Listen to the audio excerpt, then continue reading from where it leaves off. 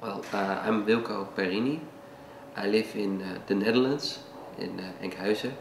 It's a small town. The practice generator does a few things that I wouldn't be able to do without the practice generator. First, it keeps track of how much I'm practicing each day. And why is this important? Well, it is very easy to okay, I don't really like this exercise, so I'll do it for 10 minutes instead of 20, just today.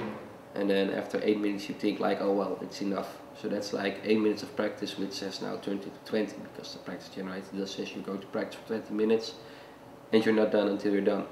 End of discussion. Another thing about the practice generator is that at least I have a tendency to just practice what I like. I don't like songwriting, so I avoid songwriting as much as I can. And then I think okay, without a practice generator I would probably practice songwriting once a month. With the practice generator I can only say I want to practice songwriting, and then the practice generator says okay, you're going to practice it at that point, at that point, at that point, and a discussion, and I have to. And if it wouldn't help me reach my goals, I wouldn't put it in a practice generator. So it is better to do it a little less fun.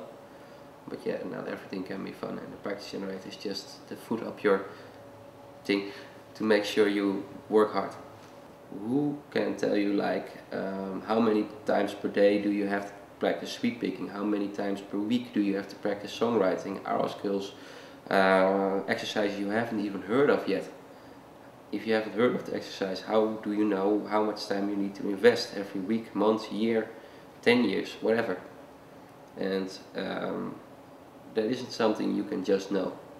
You can learn, of course, with some trial and error, or you can ask some teacher who has 80 students, which is like 1% of the amount of time that Tom has and has taught. You can ask a less experienced teacher or a less successful teacher if you want, but we're talking about your skills and your progress, and the practice generator and Tom's advice, which is integrated in that practice generator, is probably the best way to go.